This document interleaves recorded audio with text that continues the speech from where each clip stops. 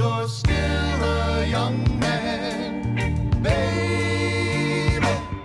Ooh, don't waste your time. Well, the other day in my video on my truck, I talked about a limp universal on the socket, and got something else limp here around the house. Another item.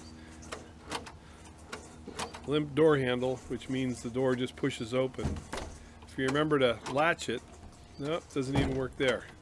If you hold it up, it'll do it, but otherwise it just pushes open. And of course my buddy Howie, who you can see in the reflection there, has learned that, and so he'll push this door open whenever he's outside. Now, a lot of guys suggested using electrical tape on my universal, so let's see if that'll work. Nah, but let's take it apart. Oh, no, I guess it don't work. All right, well, let's take it apart and see what's going on inside that lock. Here's just a quick view. It's similar to almost a mortise set lock setup, and then it also has the, a deadbolt that you can throw, which of course locks the handle up in place. So with the deadbolt unthrown, it's limp. So we'll take it out of there. Well, here's the lock out of the door. As you can see, the handle should return all the way back up. Drops to there, limp, and then even in the down position it's not springing all the way back up. So let's do a little surgery and see what's inside this box. Well, here it is opened up, and just kind of studying how the mechanism works, and at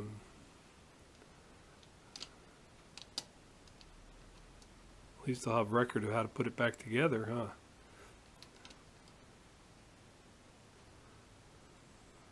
Well, there's a spring in that guy. And what does that spring do?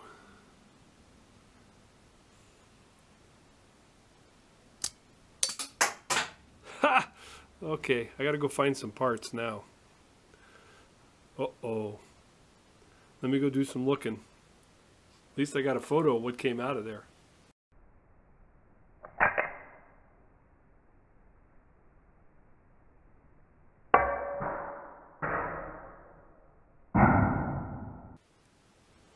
Well, I think I found all the parts, and as we can see, this piece is going up and down, and that's what's supposed to be putting pressure on this guy right here to throw the handle back up.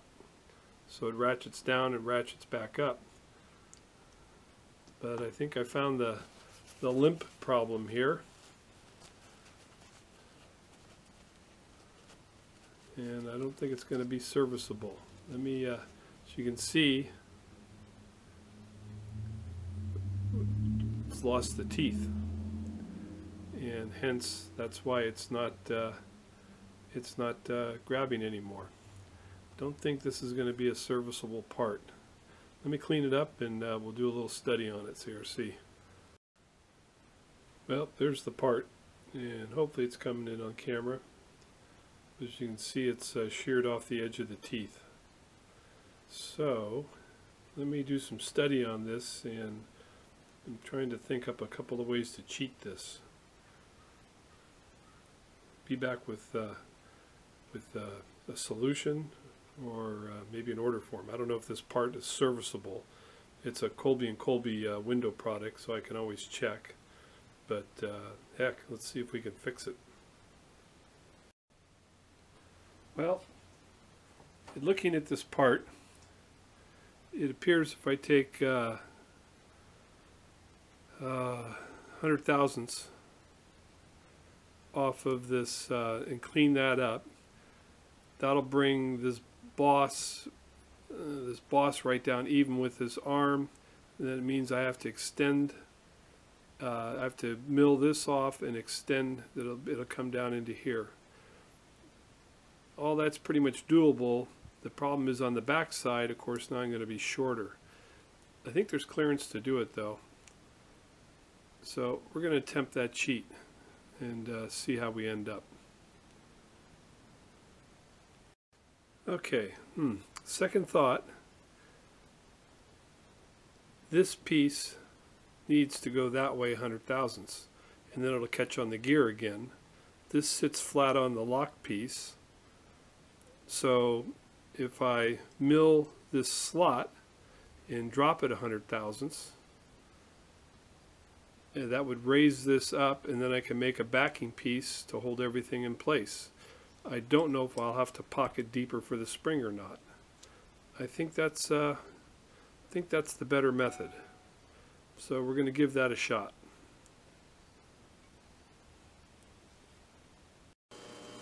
Now hopefully the camera focused there. So I got the part in the vise on parallels, nice and tight, and center finder, found the center. The slot is 434, read across 0.235 at 100 thousandths on each side, and got the 434. So got the center apart, and we'll get an end mill set up in there and go ahead and make the cut. Well, I almost pulled a bozo there. Just check the part to see if it's in the vise straight, and it's not. So I'm going to have to go back through it again. But in checking and looking at it, I came to realize that I didn't have the part down in the vise either. I was just hanging onto a little tang. My parallels were too tall. So Mr. Bozo almost got me. Bring it back. Okay, I've reset the part, and you can see I have the parallels spaced out. I don't know if you can see it, but there's a little tang or a tit. Not supposed to use that word anymore. The tit hanging down, and then got a spring to hold the parallels. So I've checked it both for flatness and squareness in the vise, and it's ready to go back and find center now.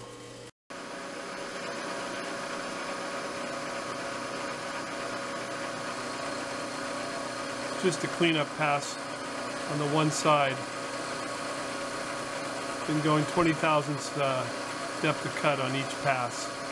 100 thousandths is the max cut there. Okay, we'll move it back over to the other side. Well, here's the part modified. As you can see, I dropped that piece down 100 thousandths. The original spring, the diameter is too big to fit in there, so I ended up having to go to a little less tension on the spring. It's the only one that I had, but it works. And then I made a little Delrin cover for the 100 thousandths to hold the spring in place and take up the slot. So now the rack is sitting up 100 thousandths, and it will now grab the gear. I'll put it in place and we'll take a look. Well, hopefully it's in focus, but you can see now the rack, my fingers are out of the way, are engaging with the gear. So we'll put it back together and see if I solve the limpness. Well, we're not there yet. This deadbolt piece sits in here, and it sits up where this piece used to slide underneath it. Now that I've raised it up 100 thousandths, I've got to notch this piece right here 100 thousandths so that can slide back underneath. Right now it's jamming, so the lock won't work. So a little more machining. Well, it works. You see, it basically comes back up and the door locks. It's kind of like an old guy, a little bit limp, but it still works. Hey, wait a minute, I'm an old guy. It needs a stronger spring. That was the best spring I had, so I'll have to order one from McMaster Car. I went through my spring kit and I didn't have something. But successful fix for right now.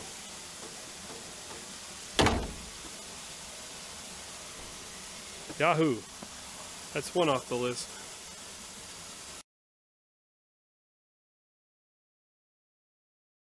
Hey guys, out at the barbecue.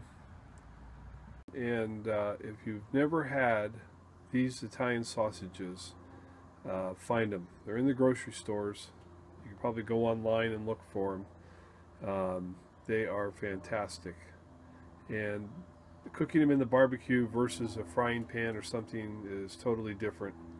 But on the barbecue, you want to cook them till they're about 195 degrees, 200 degrees inside. And you still want them so they're juicy.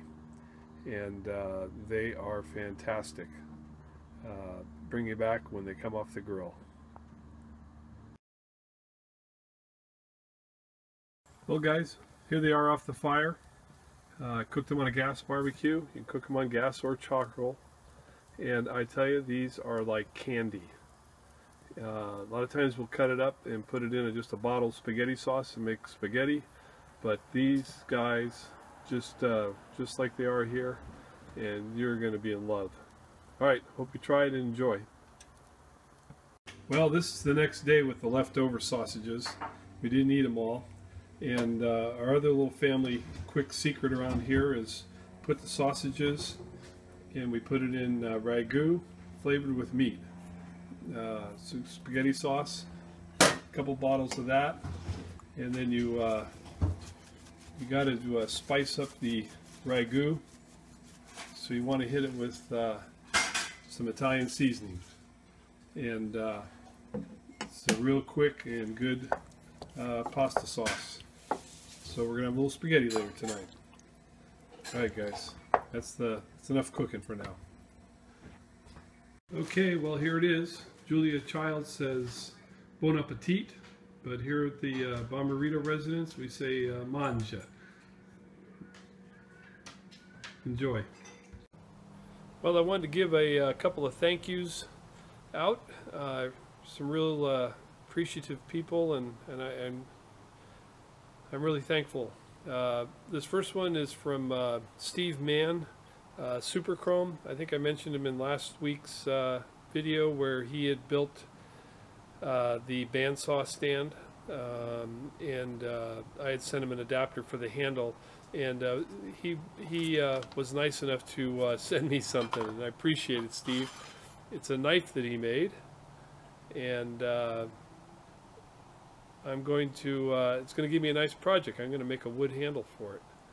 So Steve, I want to thank you for sending this to me. As I said, I didn't want anything for sending you the item, but I really appreciate it. Thank you very much. The